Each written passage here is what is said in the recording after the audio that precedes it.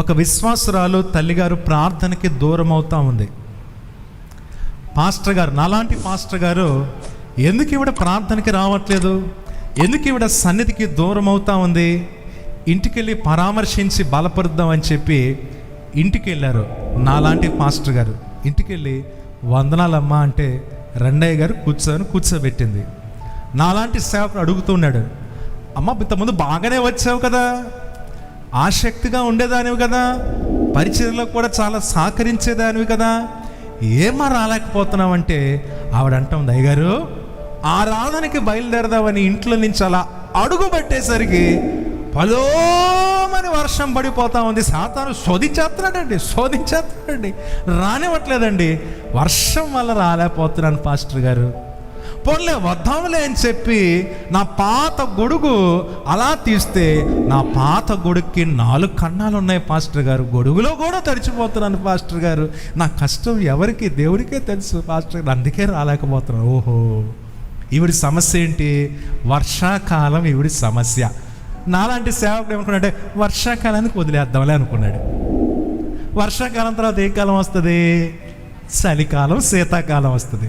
శీతాకాలంలో మళ్ళీ వెళ్ళాను.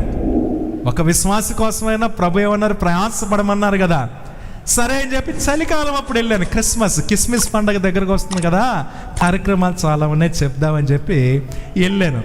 అయ్యగారు వందనాలన్నీ కూర్చోబెట్టిన, తల్లి వర్షాకాలం అన్నావు అయిపోయింది, శీతాకాలం వచ్చింది కదా రాలేకపోతున్నావు అంటే, అయ్యగారండి మన ఆరాధన ఉదయమే 8 గంటలకు మీరు పెడుతున్నారు కదండి, చక్కగా రెడీ అయ్యి బయటకు వచ్చేసరికి అయ్యి బాబోయ్ అసలుకి రోడ్డు మీద ఎవరు కనబడట్లేదు పాస్టర్ గారు, రోడ్డు అంతా మంచు, చలి వణికిపోతున్నాను పాస్టర్. చాలా కప్పుకున్నా కూడా చలికి తట్టుకుని, వయసు పెరుగుతుంది కదా, నా కష్టం యేసయ్యకే తెలుసుగా అంటే, ఓహో ఈవిడి కష్టం ఏంటి ఇప్పుడు? శీతాకాలం ఈవిడి కష్టం, చలికాలం ఈవిడి కష్టం. నాలాంటి పాస్టర్ అనుకున్నాడు చలికాలానికి వదిలేద్దాంలే అనుకున్నాడు, వదిలేశాడు. వేసవికాలం వచ్చేసిన తర్వాత సువార్త సభలు ఉన్నాయి, కార్యక్రమాలు ఉన్నాయి, ఇప్పుడన్నా పిలుద్దామని చెప్పి మళ్ళీ నాలాంటి సేవకుడు ఆవిడ ఇంటికి వెళ్ళారు. అమ్మా వందనాలు, వర్షాకాలం అయిపోయింది, శీతాకాలం అయిపోయింది, వేసవి కాలం వచ్చింది, ఎండలు బగబగా మండుతున్నా కానీ ఏమ్మా నువ్వు మాత్రం దేవుని సన్నిధిలోకి రావట్లేదంటే, అయ్యగారు పనులన్నీ ముగించుకొని అలా బయటికి రాగానే ఈ ఎండ తీవ్రత మీరు చూశారు కదా, 9 గంటలకే మిట్ట మధ్యాహ్నంలా ఉంది, అలా అడుగు పెట్టగానే సూర్యుడు నా మీద కోపించినట్లుగా అయ్య బాబోయ్ ఆ వేడికి అక్కడే మెట్ల దగ్గర పడిపోయాను పాస్టర్ గారు నేను, అందుకే రాలేకపోతున్నానండి. బయట అడుగు పెట్టాలంటే భయం వేస్తుంది అయ్యగారు, ఎండలు బాబోయ్ మండిపోతున్నాయి గారు, ఈ ఎండలు తగ్గాలని ప్రార్థన చేయండి, యేసయ్యకే నా బాధ తెలుసు, నా వేసవి కాలపు ఎండ బాధ అంది. అమ్మా ఇంకేమైనా కాలం మిగిలిందా మీరు నాకు చెప్పండి?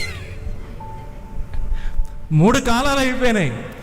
నాలాంటి పాస్టర్ గారు ఏమన్నారంటే, అమ్మా నువ్వు ఏం భయపడకు, నువ్వు ఏం దిగులు పడకు, మరొక కాలం ఉందమ్మా, ఈ కాలంలో మాత్రం నువ్వు ఖచ్చితంగా దేవుడి సందులోకి వస్తావు, నువ్వు ఏమాత్రం భయపడాల్సిన అవసరం లేదు, హ్యాపీగా ఇంట్లో కూర్చో, నో ప్రాబ్లం, మరొక కాలం కొరకు నేను ఇప్పుడు ప్రార్థన చేస్తానన్నాడు. వీడికి అర్థం కాలే. ఆ కాలం ఏంటంటే అమ్మగారు చెప్పారు, పోయే కాలం. ఏం కాలం? ఆ పోయే కాలం వస్తే మాత్రం తప్పకుండా నువ్వు ఎక్కడికి వస్తావు? అనేక మంది పరిస్థితి అది పిల్లలు. అన్ని కాలాలు దేవుడు సమీపంలో ఉన్న, అందుబాటులో ఉన్న ఏవో కారణాల చేత ఏం చేస్తాం? దూరం అయిపోతూ ఉంటాం. ఒక ఆవిడని అడిగారనమాట ఒక పాస్టర్ గారు, ఏంటమ్మా సంఘానికి రాలేదు? అయ్యగారు మా వీధిలో అండి 6 ఊరు కుక్కలు ఉన్నాయి గారు, అలా బయటకు వస్తుంటే విరుచుకు పడుతున్నాయి గారు, అసలుకి బయటకే రాలేకపోతున్నాం. పాల ప్యాకెట్లకు పోతుంది, కొత్తిమీరకి పోద్ది, పంచదారికి బయటకు పోద్ది, అన్నిటికీ మించి డ్వాక్రా మీటింగ్ పరుగెత్తిద్ది. ఏం చేస్తారు డ్వాక్రా మీటింగ్కి? అప్పుడు అడ్డురాని పిచ్చు కుక్కలు మాత్రం దేవుని దగ్గరికి రమ్మంటే, సంఘానికి రమ్మంటే, మందిరాన్ని దగ్గర ఏమంటే బహుబహు అడ్డొచ్చిందంట. ఏమడ్డొచ్చింది? బహుబహు అడ్డొచ్చిందట. ఇలాంటి కారణాల చేత ప్రార్థన, నా ప్రియ దేవుని బిడ్డలారా, a believer who fails to pray will fail in every area of his life. ఒక విశ్వాసి ప్రార్థనలో ఓడిపోతే జీవిత పరిస్థితులన్నింటిలో కూడా ఓటమిని అనుభవించాలి. Praise the lord.